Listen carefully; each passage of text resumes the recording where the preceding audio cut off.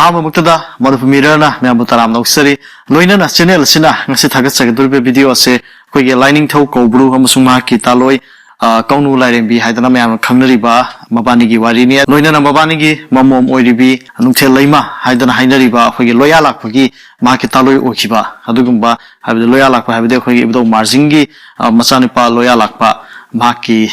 ꯂꯣꯌꯥ ꯂꯥꯛꯄꯁꯤꯒꯤ ꯇꯥꯂꯣꯏ ꯑꯣꯏꯈꯤꯕ ꯀꯧꯕ꯭ꯔꯨꯒꯤ ꯃꯆꯥꯅꯨꯄꯤꯁꯦ ꯃꯁꯤꯁꯨ ꯃꯆꯥꯅꯨꯄꯤꯁꯦ ꯀꯃꯥꯏꯅ ꯐꯪꯈꯤꯕ ꯍꯥꯏꯕꯒꯤ ꯃꯇꯥꯡꯁꯨ ꯚꯤꯗꯤꯑꯣ ꯑꯁꯤꯗ ꯑꯗꯨꯝ ꯍꯥꯞꯆꯒꯗꯧꯔꯤ ꯑꯗꯨꯅ ꯉꯁꯤꯒꯤ ꯑꯩꯍꯥꯛꯅ ꯁꯦꯝꯖꯒꯗꯧꯔꯤꯕ ꯚꯤꯗꯤꯑꯣ ꯑꯁꯦ ꯃꯁꯤ ꯑꯩꯍꯥꯛꯅ ꯂꯥꯏꯔꯤꯛ ꯑꯃꯗꯒꯤ ꯊꯦꯡꯅꯖꯕꯗꯒꯤ ꯃꯌꯥꯝꯗ ꯈꯨꯗꯣꯜ ꯇꯝꯖꯕꯅꯤ ꯇꯝꯖꯔꯤꯕ ꯑꯁꯤ ꯑꯩꯍꯥꯛꯅ ꯂꯥꯏꯒꯤ ꯋꯥꯔꯤꯁꯤꯡꯁꯦ ꯁꯨꯝ ꯂꯧꯈꯠꯆꯔꯛꯄꯁꯤꯗ ꯃꯌꯥꯝꯅ ꯈꯪꯗꯕ ꯃꯌꯥꯝ ꯁꯨꯝ ꯂꯩꯕꯗꯒꯤ ꯁꯨꯝ ꯍꯥꯏꯕꯤꯔꯛꯄꯅꯤ ꯀꯧꯕ꯭ꯔꯨꯒꯤ ꯊꯥꯒꯠꯄꯤꯔꯛꯑꯣ ꯀꯧꯅꯨ ꯂꯥꯏꯔꯦꯝꯕꯤꯒꯤ ꯊꯥꯒꯠꯄꯤꯔꯛꯑꯣ ꯁꯨꯝ ꯍꯥꯏꯕꯤꯔꯛꯑꯦ ꯍꯥꯏꯕꯤꯔꯛꯄꯗꯨꯒꯤ ꯃꯇꯨꯡ ꯏꯟꯅ ꯑꯩꯍꯥꯛꯅꯁꯨ ꯊꯥꯒꯠꯆꯕꯅꯤ ꯃꯁꯤ ꯑꯩꯍꯥꯛꯅ ꯌꯥꯝ ꯈꯪ ꯍꯩꯗꯅ ꯊꯥꯒꯠꯆꯕ ꯅꯠꯆꯗꯦ ꯑꯁꯣꯏꯕ ꯑꯔꯥꯟꯕ ꯌꯥꯎꯔꯕꯁꯨ ꯃꯌꯥꯝꯅ ꯉꯥꯛꯄꯤꯌꯨ ꯍꯥꯏꯗꯅ ꯍꯥꯏꯖꯔꯤ ꯑꯩꯍꯥꯛꯀꯤ ꯁꯣꯁꯤꯌꯦꯜ ꯃꯤꯗꯤꯌꯥ ꯑꯩꯍꯥꯛꯀꯤ ꯏꯟꯁꯇꯥꯒ꯭ꯔꯥꯝꯒꯤ ꯂꯤꯡꯛꯁꯨ ꯑꯩ ꯃꯈꯥꯗ ꯍꯥꯞꯆꯕꯅꯤ ꯃꯌꯥꯝꯅ ꯚꯤꯗꯤꯑꯣ ꯑꯁꯤꯒꯤ ꯃꯇꯥꯡꯗ ꯑꯁꯣꯏꯕ ꯑꯔꯥꯟꯕ ꯌꯥꯎꯔꯒꯁꯨ ꯑꯗꯣꯝꯗ ꯑꯗꯨꯝ ꯃꯦꯁꯦꯖ ꯊꯥꯕꯤꯔꯛꯑꯣ ꯅꯠꯇ꯭ꯔꯒ ꯀꯃꯦꯟ ꯑꯗꯨ ꯄꯤꯕꯤꯔꯛꯑꯣ ꯍꯥꯏꯗꯅ ꯍꯥꯏꯖꯔꯤ ꯁꯦꯝꯖꯔꯤꯕ ꯚꯤꯗꯤꯑꯣꯁꯤꯡ ꯑꯁꯦ ꯃꯌꯥꯝꯗ ꯂꯥꯟꯅ ꯂꯝꯖꯤꯡꯒꯦ ꯍꯥꯏꯗꯅ ꯁꯦꯝꯖꯕꯃꯛꯇꯤ ꯅꯠꯆꯗꯦ ꯃꯌꯥꯝꯒꯤ ꯈꯜꯂꯒ ꯇꯨꯡꯒꯤ ꯍꯧꯔꯛꯂꯤꯕ ꯅꯍꯥꯔꯣꯜꯁꯤꯡꯒꯤ ꯈꯜꯂꯒ ꯑꯩꯈꯣꯏꯒꯤ ꯃꯤꯇꯩꯒꯤ ꯑꯣꯏꯕ ꯑꯁꯤꯒꯨꯝꯕ ꯂꯥꯏ ꯀꯌꯥꯁꯤ ꯂꯧꯈꯠꯆꯔꯒ ꯌꯥꯝꯅ ꯁꯨꯝ ꯃꯌꯥꯝꯗ ꯈꯨꯗꯣꯜ ꯊꯝꯖꯕꯅꯤ ꯑꯁꯣꯏꯕ ꯑꯔꯥꯟꯕ ꯌꯥꯎꯔꯗꯤ ꯉꯥꯛꯄꯤꯌꯨ ꯍꯥꯏꯗꯅ ꯍꯥꯏꯖꯔꯤ ꯚꯤꯗꯤꯑꯣ ꯑꯁꯤ ꯃꯤꯠꯌꯦꯡ ꯇꯥꯃꯤꯟꯅꯁꯤ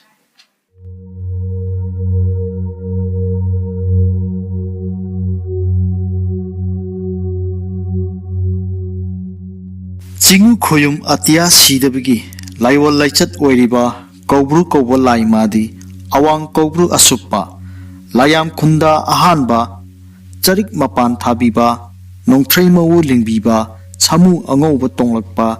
ꯏꯉꯥ ꯀꯨꯝꯗꯝꯕ ꯏꯉꯦꯜ ꯀꯨꯝꯈꯥꯏꯕ ꯎꯟ ꯇꯔꯨꯛ ꯏꯔꯤꯕ ꯃꯆꯥ ꯃꯅꯥꯏ ꯅꯃꯨ ꯇꯥꯏꯕꯪ ꯃꯤꯑꯣꯏꯕꯕꯨ ꯆꯥꯎꯀꯣꯟ ꯅꯥꯎꯀꯣꯟꯕꯤꯔꯤꯕ ꯊꯧꯖꯥꯜꯂꯟ ꯀꯣꯕꯤꯒꯦ ꯍꯥꯏꯕꯒꯤꯕꯨ ꯑꯋꯥꯡꯕ ꯀꯣꯔꯧ ꯅꯣꯡꯗꯣꯜ ꯂꯥꯏꯔꯩꯄꯥꯛꯇꯒꯤ ꯈꯣꯡꯒꯨꯝꯕꯤꯔꯛꯄ ꯂꯥꯏꯅꯤꯡꯊꯧꯅꯤ ꯅꯍꯥꯅꯣꯡ ꯆꯤꯡꯉꯨ ꯈꯣꯌꯨꯝ ꯑꯁꯤꯕ ꯁꯅꯥꯃꯍꯤ ꯀꯧꯕ ꯑꯊꯣꯏꯕ ꯂꯥꯏ ꯃꯍꯥꯛꯅ ꯃꯥꯂꯦꯝ ꯂꯩꯁꯦꯝꯉꯩꯗ ꯅꯨꯡꯁꯤꯠꯂꯝ ꯉꯥꯡꯍꯟꯈꯤꯕ ꯌꯨꯍꯥ ꯀꯧꯕ ꯂꯥꯏ ꯃꯥꯒꯤ ꯃꯍꯨꯠ ꯁꯤꯟꯅ ꯈꯣꯌꯨꯝ ꯂꯥꯏ ꯑꯣꯏꯔꯤꯕ ꯀꯧꯕ ꯃꯄꯨ ꯀꯧꯕ꯭ꯔꯨ ꯃꯍꯥꯛꯇꯤ ꯀꯧꯅꯨ ꯂꯥꯏꯔꯦꯝꯕꯤꯒꯤ ꯃꯊꯪꯂꯦꯟꯅꯤ ꯂꯥꯏꯅꯤꯡꯊꯧ ꯃꯥꯒꯤ ꯃꯆꯥ ꯃꯥꯄꯜꯅꯤ ꯃꯃꯣꯝ ꯂꯥꯡꯂꯦꯟ ꯊꯧꯗꯨ ꯅꯨꯡꯊꯦꯜ ꯂꯩꯃ ꯀꯧꯕꯤ ꯃꯍꯥꯛꯇꯤ ꯏꯔꯣꯛ ꯂꯩꯃ ꯇꯥꯏꯕꯪ ꯉꯥꯟꯕꯤꯅꯤ ꯃꯃꯣꯝ ꯂꯥꯡꯂꯦꯟ ꯃꯍꯥꯛꯄꯨ ꯃꯥꯄꯟ ꯄꯟꯊꯧ ꯂꯥꯏꯅꯤꯡꯊꯧ ꯀꯧꯕ꯭ꯔꯨꯅ ꯂꯥꯏꯅꯤꯡꯊꯧ ꯑꯋꯥꯡ ꯊꯥꯡꯋꯥꯏ ꯃꯥꯔꯍꯟꯕ ꯃꯥꯔꯖꯤꯡ ꯃꯥꯒꯤ ꯃꯄꯥꯔꯤ ꯏꯕꯨꯡꯉꯣ ꯋꯥꯌꯔ ꯁꯥꯃꯥꯡ ꯂꯦꯞꯄ ꯍꯨꯌꯦꯟ ꯂꯥꯟꯖꯪ ꯊꯧꯕ ꯅꯍꯥꯔꯛꯄ ꯇꯣꯂꯣꯡꯈꯣꯝꯕꯗ ꯊꯥꯖꯈꯤ ꯑꯗꯨꯕꯨ ꯇꯣꯂꯣꯡꯈꯣꯝꯕ ꯃꯥꯕꯨ ꯂꯥꯏꯅꯤꯡꯊꯧ ꯀꯧꯕ꯭ꯔꯨꯅ ꯃꯄꯥꯔꯤ ꯁꯛꯅ ꯅꯥꯎꯌꯣꯛ ꯅꯥꯎꯀꯣꯟꯈꯤ ꯂꯣꯏꯖꯤꯡ ꯂꯣꯌꯥ ꯉꯥꯛꯍꯟꯈꯤ ꯃꯔꯝ ꯑꯁꯤꯒꯤꯕꯨ ꯇꯣꯂꯣꯡꯈꯣꯝꯕ ꯃꯥꯕꯨ ꯂꯣꯌꯥ ꯂꯥꯛꯄ ꯎ ꯍꯥꯏꯅ ꯃꯤꯡꯍꯨꯟꯈꯤ ꯂꯣꯌꯥ ꯂꯥꯛꯄ ꯃꯥꯗꯤ ꯅꯣꯡꯆꯨꯞ ꯍꯥꯔꯝ ꯄꯥꯡꯕ ꯂꯝꯕꯨ ꯂꯩꯉꯥꯛꯏ ꯍꯥꯏꯕꯒꯤꯕꯨ ꯊꯣꯡꯅꯥꯡ ꯅꯤꯡꯊꯧ ꯃꯌꯥꯡ ꯉꯝꯕ ꯑꯣ ꯍꯥꯏꯅꯁꯨ ꯀꯣꯂꯣꯏꯅꯩ ꯂꯥꯏꯅꯤꯡꯊꯧ ꯀꯧꯕ꯭ꯔꯨ ꯑꯃꯁꯨꯡ ꯂꯥꯏꯔꯦꯝꯃ ꯀꯧꯅꯨꯅ ꯊꯧꯗꯨ ꯅꯨꯡꯊꯦꯜ ꯂꯩꯃꯕꯨ ꯃꯃꯣꯝ ꯑꯣꯏꯅ ꯐꯪꯖꯕꯒꯤ ꯋꯥꯔꯤ ꯑꯃ ꯂꯩ ꯌꯣꯏꯕꯨ ꯈꯣꯏꯃꯣꯝ ꯂꯥꯏꯔꯦꯝꯃ ꯂꯩꯃꯔꯦꯟ ꯁꯤꯗꯕꯤꯅ ꯃꯥꯒꯤ ꯂꯥꯡꯑꯣꯟ ꯀꯨꯝꯃꯩ ꯁꯥꯟꯅꯔꯒꯦ ꯍꯥꯏꯅ ꯂꯥꯏꯅꯤꯡꯊꯧ ꯀꯧꯕ꯭ꯔꯨ ꯑꯃꯁꯨꯡ ꯂꯥꯏꯔꯦꯝꯃ ꯀꯧꯅꯨ ꯑꯅꯤꯒꯤ ꯃꯃꯣꯝ ꯂꯥꯡꯂꯦꯟ ꯑꯣꯏꯅ ꯁꯥꯌꯣꯟꯈꯤ ꯅꯣꯡꯃꯒꯤ ꯀꯣꯔꯧ ꯅꯨꯃꯤꯠꯇ ꯂꯥꯏꯅꯤꯡꯊꯧ ꯀꯧꯕ꯭ꯔꯨꯅ ꯌꯣꯠꯂꯩ ꯅꯣꯡꯊꯥꯡ ꯁꯥꯒꯦ ꯃꯥꯂꯦꯝ ꯂꯩꯀꯟ ꯇꯧꯒꯦ ꯇꯦꯝꯄꯥꯛ ꯍꯥꯔꯨ ꯀꯥꯡꯒꯦ ꯍꯥꯏꯕꯒꯤꯕꯨ ꯃꯁꯥꯅꯣ ꯀꯧꯅꯨꯒ ꯉꯥꯔꯣꯏꯅꯅ ꯄꯥꯝꯂꯧ ꯀꯨꯝꯂꯛꯏ ꯉꯔꯥꯡ ꯑꯍꯤꯡ ꯈꯣꯝꯂꯦꯟ ꯃꯪꯂꯥꯟꯗ ꯁꯖꯤꯛꯀꯨꯝ ꯃꯉꯥꯟ ꯅꯥꯏꯕ ꯊꯧꯗꯨ ꯅꯨꯡꯌꯥꯏ ꯑꯃ ꯐꯪꯈꯤꯕ ꯈꯣꯝꯂꯦꯟ ꯃꯪꯒꯤ ꯋꯥꯔꯤꯗꯨ ꯃꯁꯥꯅꯣ ꯀꯧꯅꯨꯗ ꯃꯊꯃꯣꯏ ꯃꯔꯥꯡ ꯍꯧ ꯃꯄꯨꯛꯅꯤꯡ ꯃꯅꯤꯟ ꯅꯥꯏ ꯄꯥꯎꯗꯝꯈꯤ ꯇꯔꯥ ꯆꯥꯉꯟ ꯆꯥꯅ ꯌꯣꯠꯂꯩ ꯅꯣꯡꯊꯥꯡ ꯁꯥꯔꯛꯄꯅ ꯀꯣꯔꯧꯍꯟꯕ ꯃꯥꯒꯤ ꯃꯩꯁꯥꯅ ꯈꯧꯔꯤ ꯆꯔꯝ ꯀꯪꯂꯕꯒꯤ ꯂꯥꯏꯒꯤ ꯏꯁꯤꯡ ꯈꯧꯔꯥꯡꯂꯤ ꯉꯁꯤ ꯀꯣꯔꯧ ꯅꯨꯃꯤꯠꯁꯤꯕꯨ ꯀꯣꯔꯧ ꯑꯇꯩꯒ ꯃꯥꯟꯅꯗꯦꯗꯣ ꯀꯔꯤ ꯃꯇꯧ ꯀꯧꯕꯒꯦ ꯍꯥꯏꯅ ꯄꯥꯏꯃ ꯄꯤꯕꯨꯛꯇ ꯅꯤꯡꯂꯝꯃꯤ ꯃꯁꯥꯅꯨ ꯀꯧꯅꯨꯅ ꯂꯥꯏꯖꯊꯅ ꯄꯨꯔꯛꯄ ꯁꯥꯡꯊꯣꯏ ꯆꯥꯎꯊꯣꯏꯔꯕ ꯇꯨꯝꯕꯥꯗꯨꯁꯨ ꯂꯥꯏꯖꯤ ꯏꯔꯤꯛ ꯑꯃ ꯐꯥꯎꯕ ꯌꯥꯎꯔꯝꯗ꯭ꯔꯤ ꯀꯔꯝꯕ ꯈꯣꯌꯨꯝ ꯂꯥꯏꯒꯤ ꯁꯪꯂꯧ ꯃꯊꯧꯔꯥꯡꯅꯣ ꯍꯥꯏꯅ ꯄꯥꯏꯃꯈꯩꯅ ꯉꯛꯂꯤꯗꯣ ꯑꯗꯨꯕꯨ ꯂꯥꯏꯖꯤ ꯏꯈꯧ ꯂꯥꯡꯕꯅ ꯈꯧꯔꯤ ꯆꯔꯝ ꯀꯪꯁꯤꯜꯂꯛꯂꯕꯗ ꯂꯣꯛꯀꯤ ꯂꯥꯏꯖꯦ ꯏꯐꯨꯠꯇꯒꯤ ꯂꯥꯏꯖꯦ ꯏꯊꯛꯂꯨꯔꯒꯦ ꯍꯥꯏꯕꯒꯤ ꯂꯧꯈꯥꯗ ꯈꯣꯡꯒꯨꯝꯂꯛꯂꯤ ꯆꯤꯡꯉꯨ ꯈꯣꯌꯨꯝ ꯁꯤꯗꯕ ꯅꯣꯡꯗꯝꯕ ꯀꯧꯕ ꯂꯥꯏ ꯃꯥꯒꯤ ꯊꯧꯁꯤꯜ ꯑꯉꯛꯄꯅꯤ ꯂꯣꯛꯀꯤ ꯂꯥꯏꯖꯦ ꯏꯐꯨꯠ ꯃꯅꯥꯛꯇ ꯂꯩꯔꯤꯕ ꯊꯧꯗꯨ ꯅꯨꯄꯥꯛꯇꯨꯒꯤ ꯃꯊꯛꯇ ꯄꯣꯛꯄ ꯀꯨꯏꯗ꯭ꯔꯤꯕ ꯑꯉꯥꯡ ꯅꯋꯥ ꯑꯃ ꯈꯣꯏꯔꯤꯅ ꯈꯥꯋꯣꯟ ꯑꯣꯏ ꯅꯥꯎꯐꯝ ꯅꯃꯣꯟꯄꯥꯛ ꯑꯣꯏꯔꯗꯨꯅ ꯍꯨꯡ ꯍꯥꯏꯕ ꯈꯣꯟꯖꯦꯜꯅ ꯀꯧꯕ ꯂꯣꯛꯆꯥꯎ ꯅꯤꯟꯅ ꯁꯥꯃꯨ ꯃꯈꯣꯡ ꯃꯈꯨꯠ ꯀꯥꯎꯔꯗꯨꯅ ꯍꯥꯏꯅ ꯂꯩꯕꯗꯨ ꯆꯦꯡꯂꯧ ꯁꯛꯎꯔꯤ ꯅꯋꯥ ꯑꯄꯤꯁꯛ ꯑꯗꯨꯕꯨ palem panthau kanai ge machano haina koloi mapau ahumlak lauri khonjen dono khonthang yai ithak ipom naina chingmai amadagi chingmai ama lokmai ama mathang tangthak naina sandokri adubu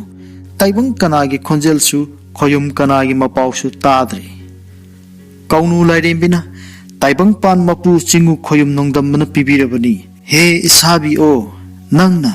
pikliba nawa angang asigi panthau pokma basakna nasano engonda samu khusinna biro nasano aina nawa magi palem pokma bisakna samu khuthengna na lawjaragi asum haina kawbu mapuda hairare laining thau kawbruna ngarang ahingi khomlen manglanbu paima pibung ningda ningsinglakli chingu khoyum nongdam bana thaujalan kobirabani haina ningkhraduna nawa mabu thaudu nu paktigi lokhatle masano kaunuda isano ibema kaunu kawbiyo namo masi charai thagona lawsillu khomlang laije pithu asum haina samu khusinnari masano kaunu magi thiklen khomlang laiji ihorakle charai thakum chole phaira tajil thakta tham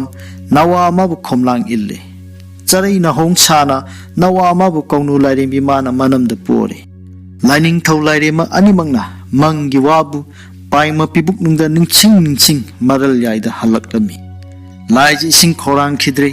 paima nungda ningbu ningsing khidre lining thau kawbruga lairema kaungnuga animakna mamom langlen magi koloi mamingdi laiji ifut leiba loktagi phangbani haibagibu irok leimo o thaudu nu pakthakta thendona lairembi mamomni haibagibu thaudu nung thel leimo o masak matok changkhonbi matik mangal leibini haibagibu taibang nganbi o haina koloi mihun tamki mamom langlen irok leima thaudu nung thel leima mahakti laihau leiba lokta hoba chamlau lakfu lemlagum ham chawkli chawbo leptam pharabi changlau henbi maithong matau leibi nung thel leimabu lohong khongdong matam oirakli nomagi korong numitta thaudu nung thel leimana mataroi taren makka ngairoi nana sabal lam tholak konglo lam yenglai jingu khoyum nongdam ba lai magi nongdam khona kanbana awang thangwai marhanba lining thau marjing gi mapari naharakpa tolong khomana langoi sangol tongduna kawba lekai korakpada nung thelai mamaga chenglo sa unaridu nungsi chenglo michanaki paima nungjangnaki nura pakhang animak thamoi kisi kinaki palem panthau chenglo saktaknaki tolong khomba magi matik mayai khanglabadagi lining thau kawbruna mamom nung thel laimabu chama na khujing oi awong awon tam chamlo laton thakta laihapa lairong laida katpagum thajaridu luhong khongdoi tamkhridu adubu korong singbum kharani gitung tolong khomba madi mapan panthau marjingi maral yaidigi nung thel laimaga ngairoi nana lining thau kawbru gi maral yaida khongarakle lining thau kawbru na mapari changna nawon nakole hauri khana pangbalam lojing loyang lainga khalle maram masigibu naharakpa tolong khomba mabu kawbru magi masai kondadi loya lakpa o haina koloi minghun tamki lining thau kawbru na koro nungdol thaktagi malem khungum lakpada ahan ba magi lefamdi kawbru chingdoni chinglon laihui puyana hai kawbru chingdonda kawbru leibani manakta ikom ama leibani manakta sanga yumpham leibani nungi kangthol leibani nungi sumbal yangkok suk leibani ikom mapanda khongnang ama hawbani nongchup lamda nongthau kongagi chaklik mapan hawbani nongpuk pangna nung tharibado mirel panyan phamni manakta laikhun leibani madugi nongpok lamda maton tumba adudi sorarel gi khubamni matonde ising thokpani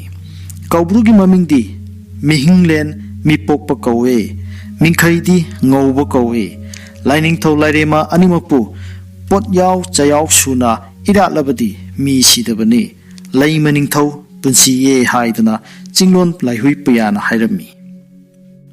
kanglagi manungda maru oiba lining thau lairema kayagi khubam leibugum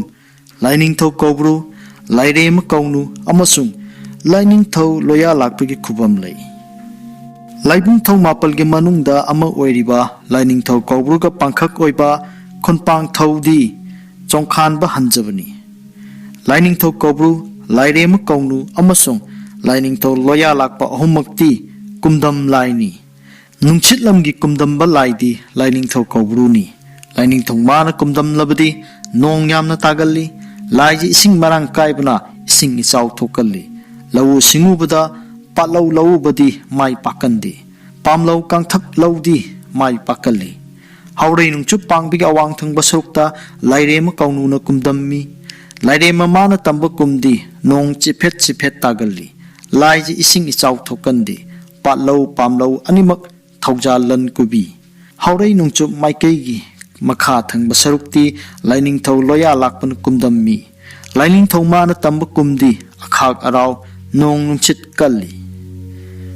adungai laisem ngaida nungchitlam lengak hankiba yuha kauba lai mage mhutchina maikei ngakpa lai ama oiriba lainingthau kobru mabu sajibu cheraubugi lamta thangjigi omang lai haraubada saroi khangbagi thoramsingda amasung chakpa phayengi khunthok latpagi thoramda ira thauni thoram taunai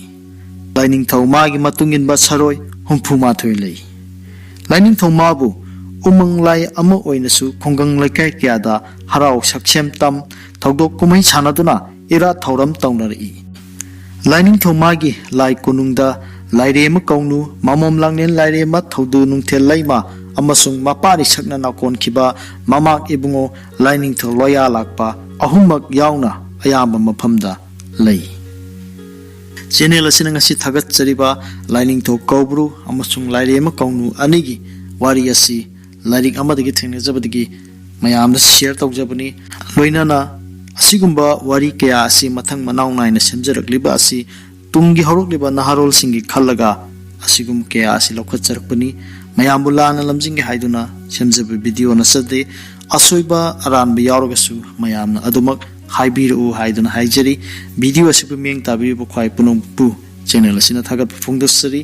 loinana channel asibu meng tabibu khudemangna channel asibu nungsibiduna subscribe tobi haijari subscribe torga bell button icon asimasu click tobiramu maramdi bell button icon click to hongdaba lairagati ai hang anova video thagalakpa matamda adomdo notification phangbiroi maram asina ni haiduna mayam haijari video asibu meng tabibigi damakta haininga laitana thagat phungdoksari kanglaipak imana yaifare